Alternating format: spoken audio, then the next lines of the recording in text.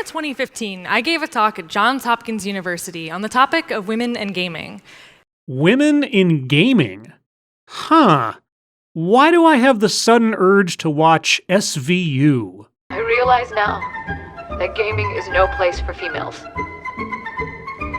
So all you bitches should get out now. After it finished, a bunch of students gathered their chairs into a circle and continued to talk about the things we had just discussed. They expressed frustration over things like a lack of diversity in games. A lack of diversity in games? Does she mean actual games? Or is she referring to the industry as a whole? Because those are two different things. Rampant misogyny and racism in online gaming spaces. Rampant misogyny and racism. Or what actual gamers call shit-talking, which is more about intimidation and goading of an opponent rather than actual ill intent, which is, of course, unique to online gaming and not present in competitive activities in general. Got it. And the lack of women involved in games production. Okay, a general question as we proceed, which I am sure I will end up repeating. How much of this is a result of personal choices, and how much of it is a result of sexism and/or discrimination? Provably, I mean. Eventually, one male student asked, so if people don't like video games the way they are, why don't they just make their own? That is a perfectly valid question. I cannot wait to hear our speaker's rejoinder. To be fair, his question points to a common misunderstanding about the accessibility of video game design, something that's been perpetuated by movements like the idea that everybody can make games. Do a quick Google search for teach yourself game design or how to code your own games, and I guarantee you'll find thousands of results that promise to do just that. Teach you how to make your own video game, usually for free. Uh-huh. So there are a lot of opportunities and information out there on how to make games and learn game design, which anyone can do who decides to put the work in. So, what exactly is the problem, then? The abundance of these kinds of websites, along with workshops and summer camps, many of them targeting young girls and people of color to encourage them to pursue careers in game design, have helped create the narrative that now, literally everybody can make video games. Uh-huh. Well, I'm still waiting for the grand revelation that all of this free information and learning opportunities are still not good enough. Now, while these are important initiatives in calling attention to gender inequity within games development, today I want to challenge the use of the everyone can make games movement, or as I like to call it, ECMGM, as a sole solution to gaming's diversity concerns. ECMGM. Yeah, that's not very catchy. And if you had to name it that, is it really a movement? Because you say it with a rather dismissive tone. But anyway, isn't making game design accessible to everyone a good thing? Wouldn't that be the solution to your gaming diversity concerns?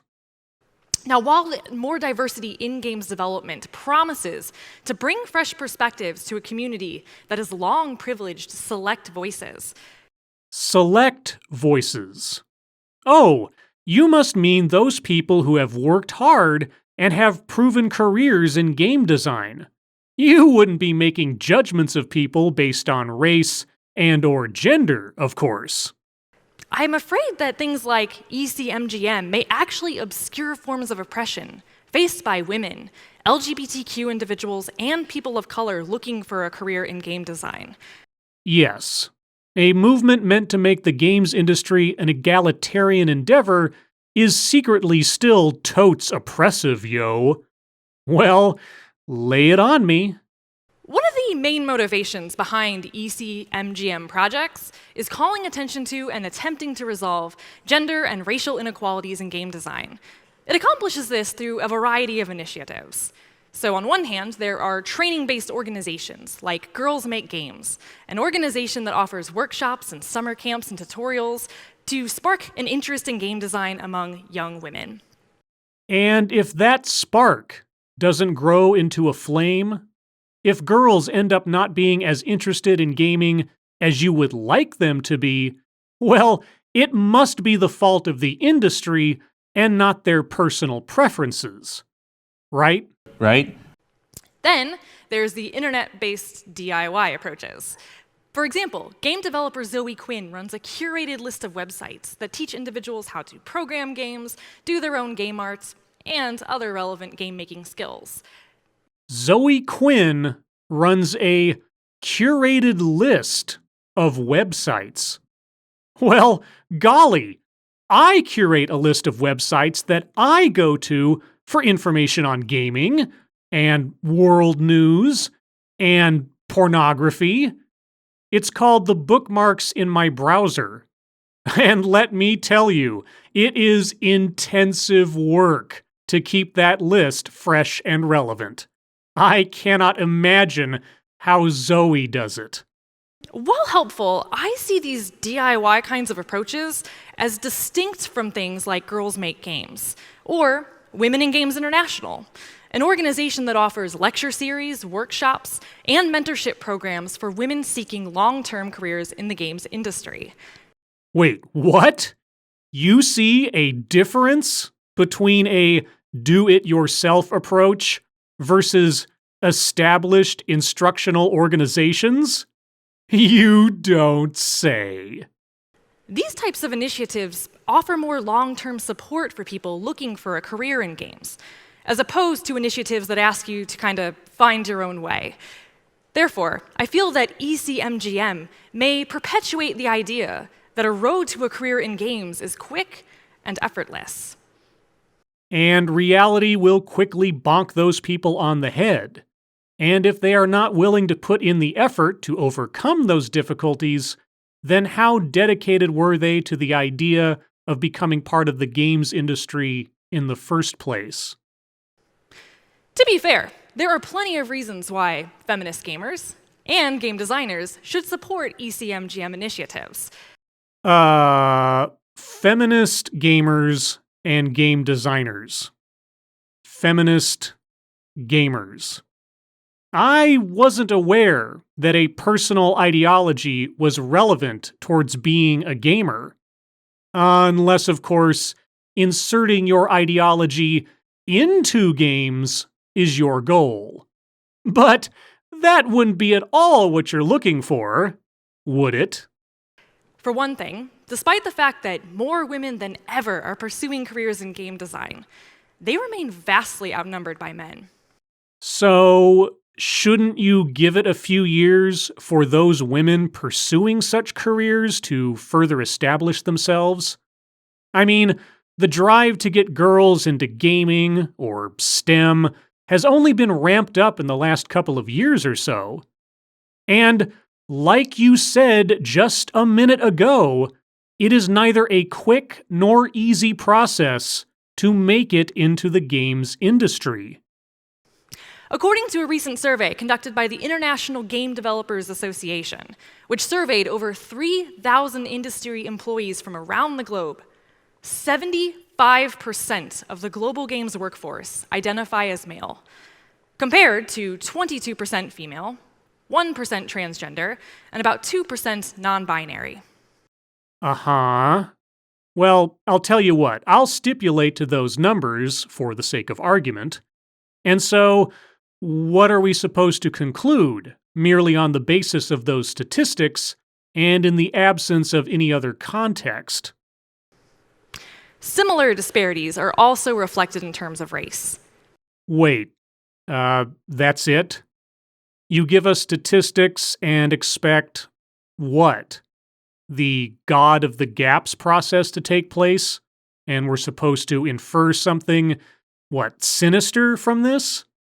Or Well, I don't know. She's not telling us anything. According to that same survey, 76% of the global games workforce identifies as white, Caucasian, European. And what? What is that supposed to be telling us? Or rather, what would you like us to conclude from those numbers? The real irony of it, though, is that this lack of diversity in games development is not at all reflective of the people who actually play video games. A recent study published out of Northwestern University, for example, reveals that Black and Latino individuals actually spend more time playing games than white or Asian individuals. So, even people who do not look like their audience are designing games that those audiences want to play? Well, golly gee, how can that be? I mean, if there's no diversity of thought in gaming, how could there be such a diversity of consumer? One of the hopes of ECMGM initiatives is that more diversity among people creating games will engender more diversity in the term of games that are offered to an increasingly more diverse audience of the people who play them. But you just told us that a predominantly white, male, European games industry is more frequently entertaining an audience of primarily Black and Latino consumers. So, what was the problem again? So to be fair, Okay, now, our speaker has said, "to be fair," a few times now, as though she's conceding something, which she should be, given the counterpoints to her own arguments that she has been providing us. And yet, she keeps on going. I can't emphasize enough how much the idea that anybody can go out and make a game is an important nudge of encouragement to young girls and children of color who've spent their whole lives playing games, but never felt that they had the means to make them themselves. ECMGM, however, may actually obscure forms of oppression that these individuals face.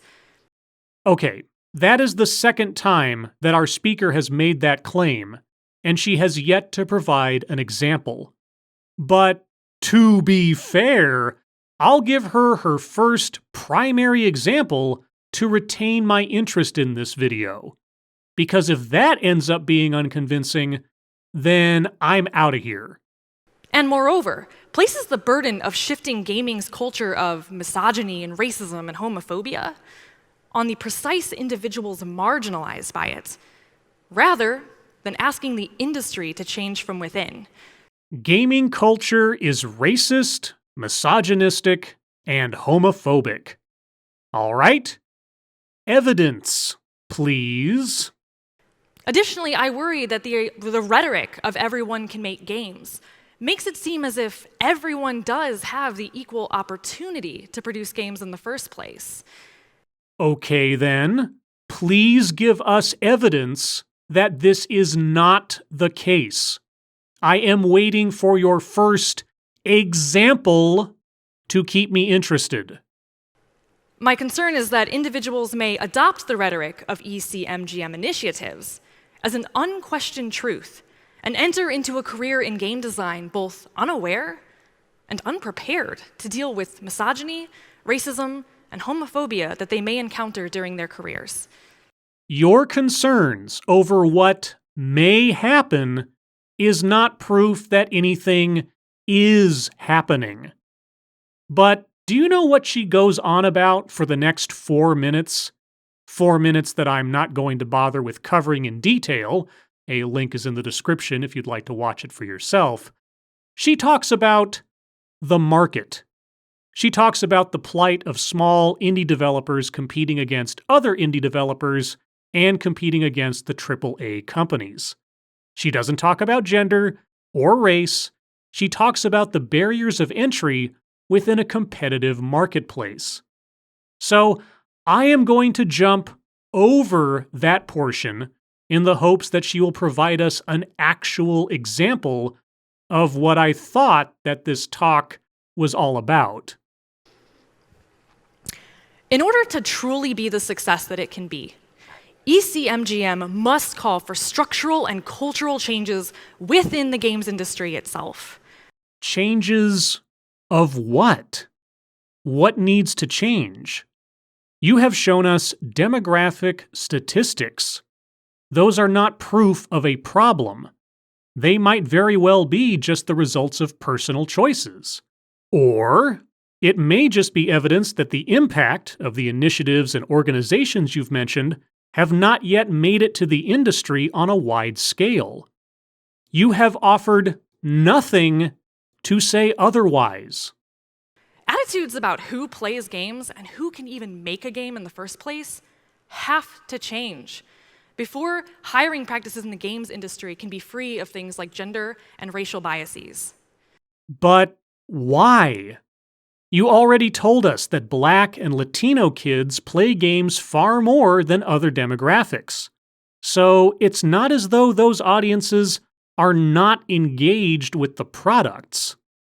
The general work culture of the games industry must shift as well to become more amenable to people of diverse needs, whether it's childcare or a person with a disability, that might preclude them from working 70-hour-long work weeks. Oh, so you mean the hard work and long hours of dedication necessary to succeed in the games industry? And here I thought succeeding in the games industry was not a quick or easy endeavor. Whatever gave me that idea? Therefore, I feel that ECMGM may perpetuate the idea that a road to a career in games is quick and effortless. Fortunately, I think we're already starting to see some of this shift, in part due to the work of initiatives like ECMGM.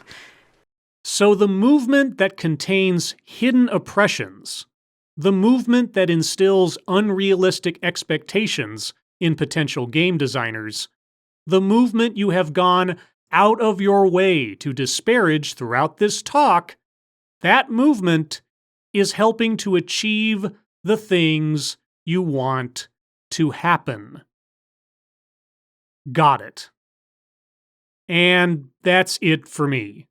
I listened to the whole of this talk, and not once does our speaker provide any examples or any proof of her concerns or allegations. Those pie charts, and her hoping that your imagination will conjure the causes for her, is all that we are given. And of course, our speaker is drawing from her years of experience working deep inside the games industry.